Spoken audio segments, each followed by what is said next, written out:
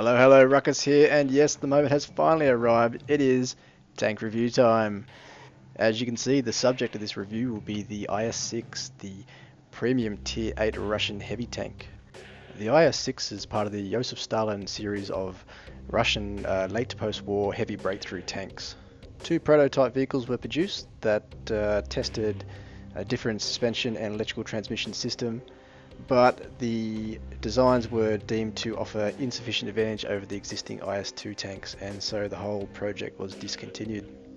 But is it any good in game? Well, let's find out. I'm going to break this down into a few different parts. To start with, we'll have vehicle statistics comparisons, then followed by a quick look at the armor profile of the vehicle and the crew and module layout, and then we'll jump into a game and see how it performs.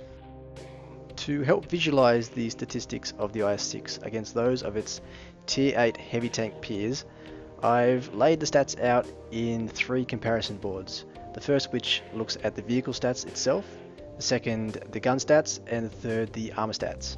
The figures highlighted in green indicate areas where the IS6 outperforms its competitors. The yellow indicates equal performance, and red worse performance than the compared vehicles. Here on the vehicle stats board, we can get a sense of the IS6's durability and mobility. At 51.49 tons, it's second lightest of the Tier 8 heavies, and the hit points of 1470 is also the second lowest, so not a particularly good ramming vehicle. That low weight though, coupled with a good engine, means it does shift about quite easily. It's got a good power to weight ratio, you can see there, up with the best. The speed limit 35 is pretty much bog standard for a Tier 8 heavy tank. KB5, the IS3 and the VK will go faster, but 35 is pretty good. Traverse is also really good, 26 degrees per second. Hull traverse is almost up there with the best, and the turret traverse is good as well. So it's quite good at reacting to situations and shifting around the battlefield. View range of 240 is neither great nor poor. Fire chance of 15% is decent as well, only the IS3 is better. Actually, from this graph you can quite easily see how Wargaming implement their premium vehicles. The IS3 and the IS6 are virtually the same tank, but the IS6 is outperformed by the IS3 in every regard there on the vehicle stats, and that's so people can't say it's pay to win system basically. Up next is the gun stats, and here you can see we have two very disparate trends emerging. Up top is the good news. Damage per shot, 400 alpha, is as good as it gets for Tier 8s, and the DPM of 1992 hit points per minute is great. It's only beaten by the KV5. But that's where the good news ends, unfortunately. If we move down to the penetration values of the gun, it is woeful. 175mm penetration on standard rounds. Standard AP rounds is the second worst. It looks like Wargaming have gone for a trend of high DPM, low gun penetration. You can see there the KV5 performs pretty much the same as the IS6. And if you're thinking, well, that's okay, I'll just spam gold rounds to get myself out of any situation, 217mm pen for the APCR is the worst performing gold round for any Tier 8 heavy. KV5 isn't far off, only 2 more difference, but you can expect an average 80mm less pen than say the gold rounds on the T-34 or the Luva. Adding insult to injury is the aim time and dispersion.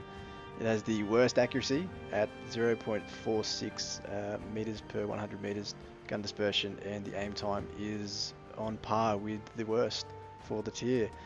So, you know, you come across the front of a Tiger II and you find your gold rounds cannot reliably penetrate even the lower glacis. I'll aim for the weak spot at the commander's hatch. Well, good luck. It's a brawler up close, but you cannot expect to go head to head with enemy heavies.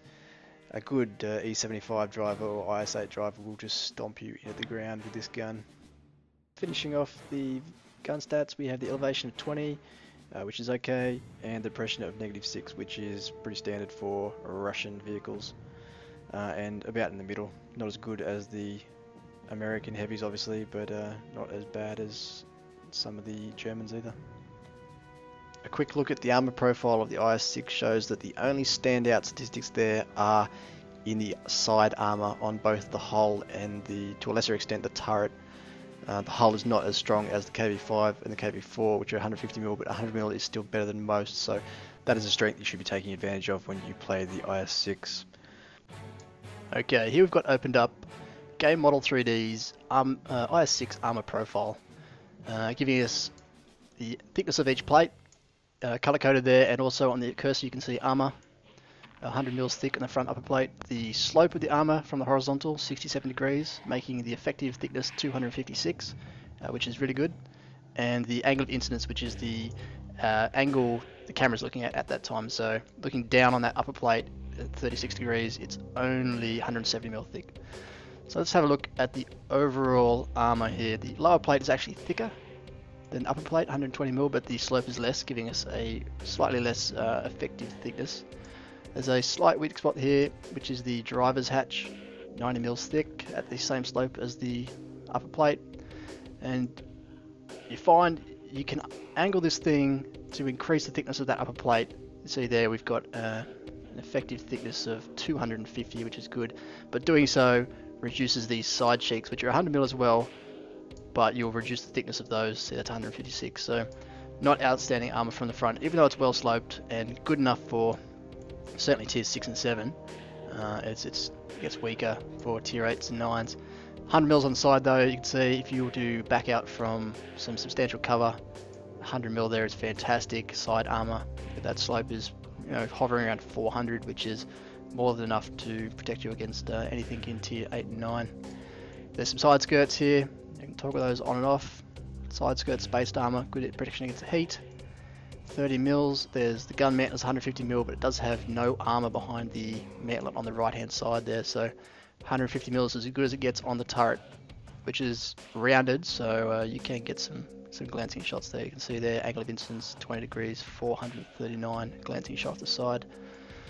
The commander's cupolas on top, 150mm, they're not big weak spots, but the roof of the turret is quite thin, 30mm, so if you're shooting down at this thing, say from a T-34, it's quite weak there. Also, if you're shooting down at the front plate, it's reduced to around 150. From the rear, 100mm on the turret, and 60 on the back, quite well sloped. So for the tiers it sees, this armor is pretty good. It holds up pretty well considering it's only 100mm max on the body. Here we've got the internal view showing the modules and crew. You can see it's a rear engine vehicle. In the red, that's the engine and transmission. Fuel tanks to the side in blue. Ammo racks sit in the middle of the hull and at the rear of the turret. Driver sits in front, obviously behind that hatch. We've got the blue is the turret drive, and 3 crew members in the turret there. Gunner in pink, commander behind him, and loader to the right as you sit in the vehicle.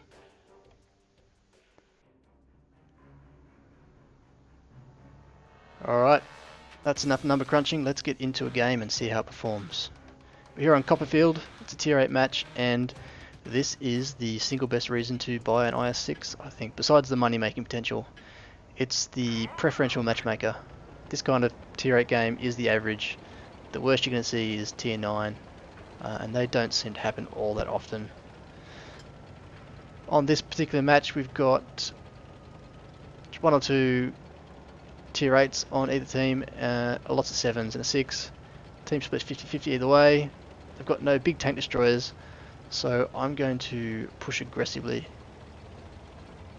As we come around the corner, the Jag Panther hidden behind that bush over there gets a shot onto me.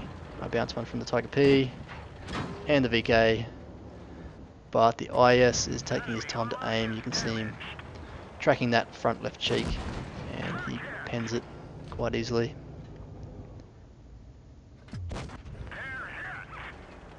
Still bouncing shots from the VK and the T20.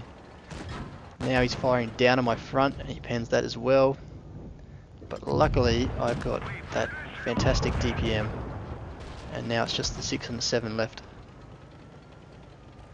And their guns don't have the pen to reliably get through this sloped armor at the front, the IS6. I should have kept focusing on that T20. The VK comes around, I look to him, That gives the T20 the side of my turret, which you remember from the tank module inspector is where the loader sits. No, the gunner, sorry. And he takes him out, so I have to repair that. But he's still sitting out here, he wants to finish me off. And that's going to cost him. How long can one IS6 hold him to 54 hit points for? We will find it out. He's still poking.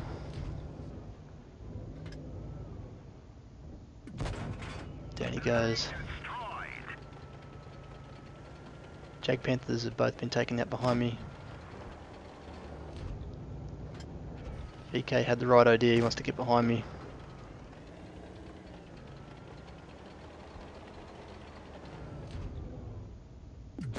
And I think my finger slipped there, a bit late on the trigger. Bounce. Bounce. Finish off the Jake Panther. Nice and mobile. The IS6, good turn rate. I bounced another one from behind. Tiger P. That was a heat round off the turret. And right about now, this was my first game of the day. Right about now, I think I just got back from the gym. Greasy fingers. The controls aren't responding. I couldn't get it to move back and forward. Luckily the dead IS is blocking that Tiger P. Commander's hatch on the Tiger P is massive, so from this distance it's not too hard to focus that, even with the IS6's terrible accuracy.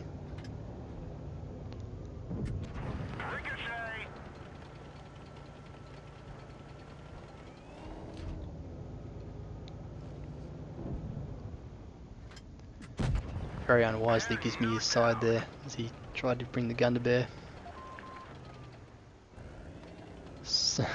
Put the phone down there, try to wipe it on my shirt to clean it off. It's still not handling right.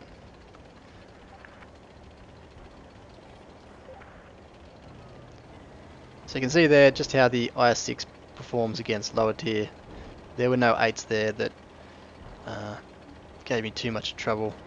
The IS obviously had a decent enough gun to negate the slope of armour, and from where I was fighting him he was kind of looking down on that front plate, so that made it easier for him to pen it.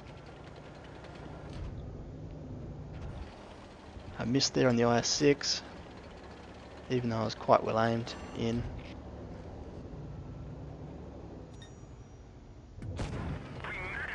Lucky tracking shot.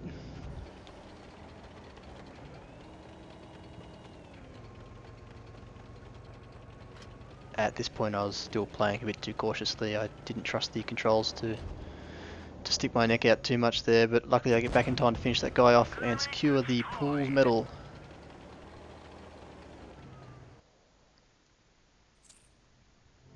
Okay, so we have a look through the post-game stats. Got the mastery badge on that one, the Pools medal and the Spartan, 4.3k damage. Moving on to shots fired, got 14 from 17. And you can see there the money-making potential of the IS6, 103,000 credits profit after that one. I didn't fire off any APCR in that game. I didn't mention it, but I take about a third APCR in the IS6 because that gun pen is so bad. And that's a lot more than my usual heavy tank loadout. But even if I fire off all those rounds, as long as I've done well in the game, done a lot of damage and come up near the top of the score, you'll still make 20-30,000 credits. And so concludes my very first tank review, guys. Thank you very much for tuning in. Next up I'll probably just do a few gameplay vids. This one was hard work. Thanks for watching, guys, and see you next time.